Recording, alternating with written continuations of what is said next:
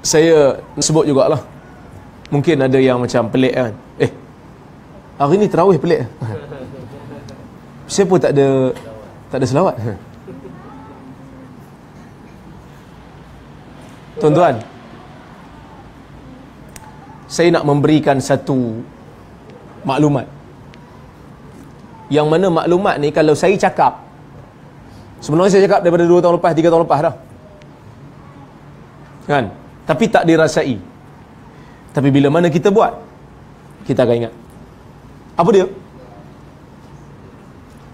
Selawat di antara tarawih ni Malaysia je buat.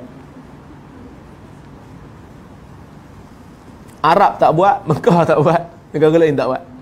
Senusantara lah. Indonesia saya tak tahu, saya tak nak pergi. Buat je. Buat. Tapi selawat di antara tarawih ni, kalau tuan-tuan cari hadis memang tak ada. Confirm tak ada. Pasal apa tak ada? Sebab antara tarawih yang selawat antara tarawih ni, kan lepas selawat tu dia ada sebut nama khulafa. Al-Khalifatul Awal ba'da Rasulullah sallallahu alaihi wasallam, Amirul Mukminin Abu Bakar Siddiq. Betul tak? Abu Bakar bukan Amirul Mukminin. Zaman Abu Bakar tak ada Amirul Mukminin. Abu Bakar Khalifatul Rasulullah. Amirul Mukminin ni Umar yang pertama. Umar yang guna gelaran tu. Tapi tak apalah kan. Cuma saya nak beritahu, zaman Nabi tak ada selawat ni. Sebab kalau zaman Nabi dah ada sebutan 4 khalifah ni, maka sahabat tak payah mesyuarat lepas Nabi wafat, siapa nak ganti Nabi. Betul? Kenapa saya minta untuk ditinggalkan hari ni? Kan? Supaya orang yang salat dengan kita ni tahu tarawih ni sah tanpa selawat. Tarawih tuan-tuan hari ni sah walaupun tanpa selawat tu. Sebab apa? Sebab saya ada pengalaman dengan seorang pakcik. Dia tanya saya, dia kata, "Ustaz, saya ni macam mana bulan Ramadan tak larat nak pergi ke masjid. Bukan kata nak pergi salat tarawih, nak salat fardu pun tak ada siapa nak bawa. Saya sakit. Macam mana kalau salat fardu tu saya faham lah, saya boleh salat di rumah, tak ada orang nak bawa. Tapi masalah salat tarawih ni saya nak buat macam mana?" Saya kata, "Salat je lah kat rumah. Tapi saya tak hafal sallallahu alaihi tu." Maka kita katakan, tak, tarawih tak termasuk benda tu. At-tarawih ialah salat tu. Maka bila kita tinggalkan hari ni, saya tahu ada yang pelik. Kenapa tinggal ni? Biasa kita buat. Tak, nak bagi tahu, benda tu bukanlah sebahagian daripada tarawih. Tinggalkan pun tak ada masalah. Bahkan di zaman Nabi pun tak ada. Di zaman Nabi, salah ke Ustaz tarawih? Tarawih tak salah. Kan? Tarawih tu tak terselawat tu tak salah. Tapi nak bagi tahu supaya dia bukan sebahagian daripada tarawih. Satgi orang salah faham. Tu yang sampai letak skrip kat masjid tu. Kan? Kat masjid-masjid ada sebahagian masjid letak skrip. Skrip nak selawat. Sebab yang kalau berhenti 2 lain bacaan, berhenti 4 lain bacaan, berhenti 8 lain bacaan. Ada sekali tu Bilal tersilap baca, baru rakaat ke-6 dia pergi baca yang 8 punya. Saya kena tegur. Salah tu. Padahal tak salah pun. Yang had tentukan kaifiat nak baca bila itu orang masjid. Itu orang masjid yang buat. Bahkan kalau tak ada Bilal bulan puasa ni, Bilal tak ada nak baca benda tu. Tunggu siapa yang boleh baca.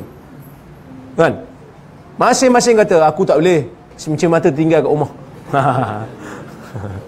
Suara tak baik, selawat tak sedap.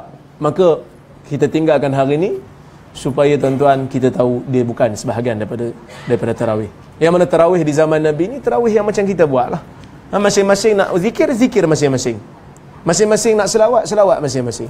Tidaklah masjid itu dibisingkan dengan suara yang tinggi. Kerana mungkin ada yang masbuk, takut kita mengganggu mereka. Wallahu subhanahu wa ta'ala alam. Ada soalan? Atau komen ke?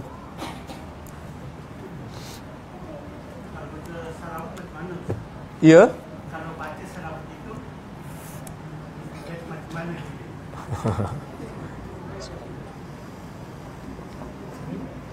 Kalau baca juga. Baik. Sesuatu ibadah yang umum, apabila kita menetapkan had dan kaifiatnya, dan kita tentukan masanya, dan kita menganggap bentuk dan kaifiat itu mempunyai fadilat yang khusus, maka ia termasuk dalam bid'ah.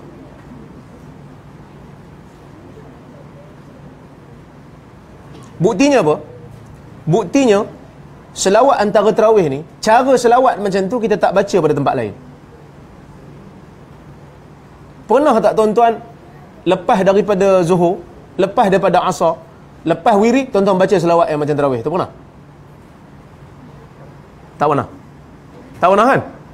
Sebab kalau tuan-tuan baca, orang kata apa? Gila apa dia? Kan? Itu bahasa kasar lah. Maksudnya, tuan-tuan telah mengkhususkan satu bacaan dalam tarawih yang tidak ditunjukkan oleh Nabi. Ustaz ni halanglah orang nak selawat. Biarlah orang nak selawat. Tuan-tuan, macam ni. Katalah ada seorang bersin depan tuan-tuan. Dia bersin. Acum. Disebut Alhamdulillah wassalamu ala Rasulillah. Alhamdulillah dan salam ke atas Rasulullah. Tuan-tuan pun tengok dia lain macam bacaan dia ni. Biasa orang bersin sebut apa? Alhamdulillah. Tapi ditambah wassalamu ala Rasulillah. Salam, selawat dan salam ke atas Rasulullah. Tiba-tiba datanglah orang macam saya ni. Datang saya kata, bagus selawat tu, tapi selawat tu bukan di situ. Nabi tak ajar selawat macam tu. Nabi tak ajar bacaan macam tu lepas bersin. Nabi ajar alhamdulillah. Nabi ajar lepas bersin bukan selawat, lepas bersin sebut alhamdulillah. Agak-agak tuan-tuan nak marah tak orang macam saya yang tegur tadi ni? Siapa marah? Angkat tangan. Agak-agak, jangan, bukan nak marah saya ni tak. Saya tanya aja. Kalau ada orang bagi teguran macam tu, agak-agak tuan-tuan, agak-agak tuan-tuan, orang yang menegur macam ni elok ke tak elok teguran ni? Elok? Selawat tu elok kan? Ke tak tahu? Saya tak confident nak jawab, Ustaz. Nampak macam tak elok, tapi sekejap lagi kalau aku jawab tak elok, aku kena balon pula kan?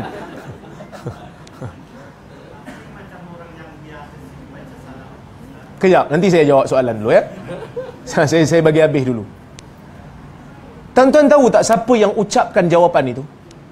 Siapa yang tegur orang yang selawat atas Nabi lepas bersin tu? Siapa tegur? Agak-agak sahabat Nabi yang namanya Abdullah bin Umar.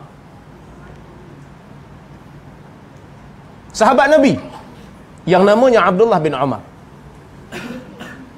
Maka sebab itu, dalam bab agama ini, dia bukan kira aku suka maka aku buat dalam ibadat. Tak. Dia ada disiplin. Okey? Jadi kalau Allahu malaikatahu yusalluna ala nabi itu, letaknya itu di mana kira-kira? Soalan tu ada apa salah tertentu dibaca ataupun selingan ini istilahnya tarawih dan istirahat untuk menyiapkan lagi tenaga baca salawat, kira salah ke? Itu saja. dia begini. Inna Allaha wa malaikatahu yusalluna ala nabi ya ayyuhalladzina amanu sallu alaihi wa sallimu taslima. Ya betul. Allahumma salli ala Muhammad, ini selawat yang bagus. Tetapi selawat ini dia bukanlah maksudnya terikat dengan waktu yang tertentu dan kita ikat seolah-olah macam ia ada dalil dan nas. Begini, saya sebut. Pertama tadi, saya tanya, selawat tarawih ini ada tak dibaca di tempat yang lain dengan bacaan yang sama? Kalau di majlis saya rasa banyak yang baca. Tak, di tempat yang selain daripada tarawih dengan bacaan Allahumma salli ala Muhammad wa habibina wa syafi'ina wa dhukhrina wa maulana Muhammad, di tempat yang selain pada tarawih, ada tak?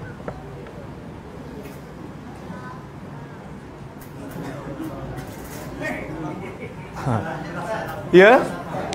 Ha? Ya?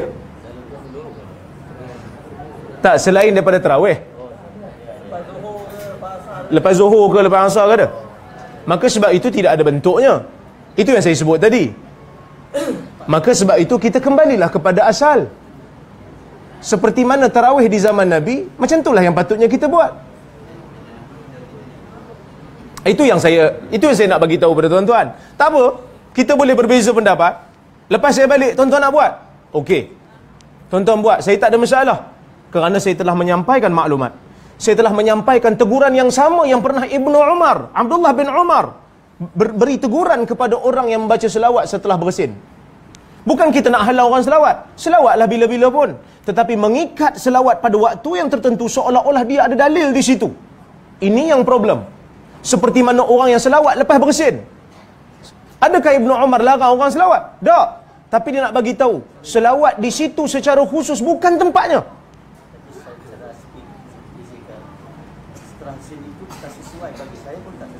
Apa dia? Bagi saya pun tak sesuai. Bersin apa kaitan? Tak ada orang Melayu bersin, baca alhamdulillah salawat tak ada. Betul. Tak sesuai. Kalau ada orang yang dengan saya pun bersin dia. Ni, tuan. Saya memanglah tak ada orang Melayu bersin dan selawat. Tapi kalaulah ada orang selawat lepas bersin pun ditegur. Selawat lepas tarawih patut juga ditegur dengan alasan yang sama. Kalau ada dalilnya, saya okey. Kalau ada dalil, Nabi berselawat lepas tarawih, ramai-ramai angkat suara dengan satu bacaan yang khusus, saya okey. Saya tarik balik pandangan. Tapi masalahnya, kalau lepas bersin orang selawat, Ibnu Umar tegur kerana tak ada dalil yang menyebut lepas bersin kena selawat. Begitu juga dalam bab ni. Lepas tarawih, selawat. Ada tak dalilnya? Tak ada. Maka alasan yang sama. Alasan yang sama. Maka sebab itu saya mengatakan begitulah. Tuan-tuan tak apa. Lepas ni jangan marah je nanti. Tuan-tuan mesyuarat balik. Kan? Kalau tuan-tuan kata ustaz ni tak sesuai mengajar sini, saya boleh. Tak ada masalah. Kami ada Syafi'i Ustaz. Dan Memang kami buat Ustaz. Imam Syafi'i buat. Kami memang buat di sini. Imam Syafi'i buat.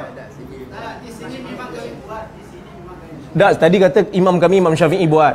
Kami Syafi'i ustaz.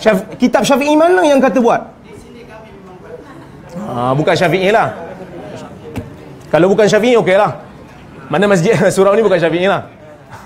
Maksudnya dalam bab ni bukan Syafi'i lah. Mungkin kita beza nafkah Ustaz. Ya? Mungkin kita beza pendapat. Ya, ya. Tapi bukan jangan sebut Syafi'i. Kerana mazhab Syafi'i pun tak sebut.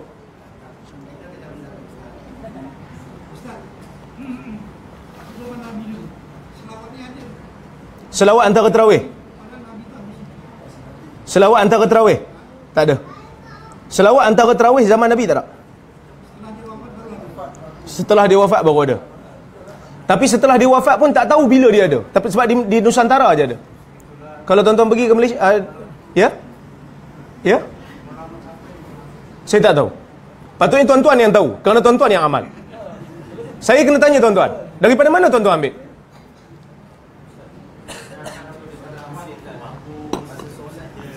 Ha?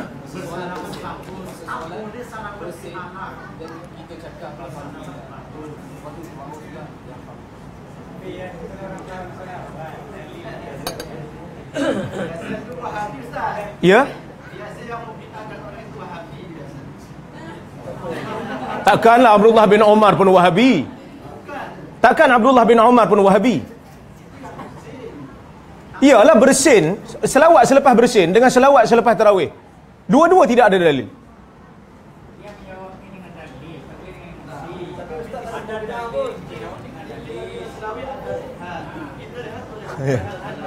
Oh, panjang ni. Siap. Sekejap. Ya. Kalau dia bersin, dia bersin dia sebutlah alhamdulillah dalam solat pun tak apa. Kalau dia jawab yarhamkallah, batal solatnya. Dia batal. Kerana yarhamka adalah kalam manusia. Kamu. Sebab kalam dalam solat tak boleh kalam. Wallah. Orang yang bersin sebutlah alhamdulillah. Kerana alhamdulillah tu zikir. Kerana ada seorang sahabat dia bersin. Kan? Masa i'tidal. Dia kata alhamdulillah hamdan katsiran tayyiban barakan fi. Nabi akui. Nabi kata aku tengok ada 30 lebih malaikat nak tulis pahalanya. Maka sebab itu bacaan tu dikekalkan dalam salat. Alhamdulillahi hamdan katsiran tayyiban barakan fi. Wallahu taala alam. Terima kasih banyak. InsyaAllah kita jumpa lagi pada masa-masa yang akan datang. Saya minta maaf kalau saya terkasar bahasa, tersilap kata.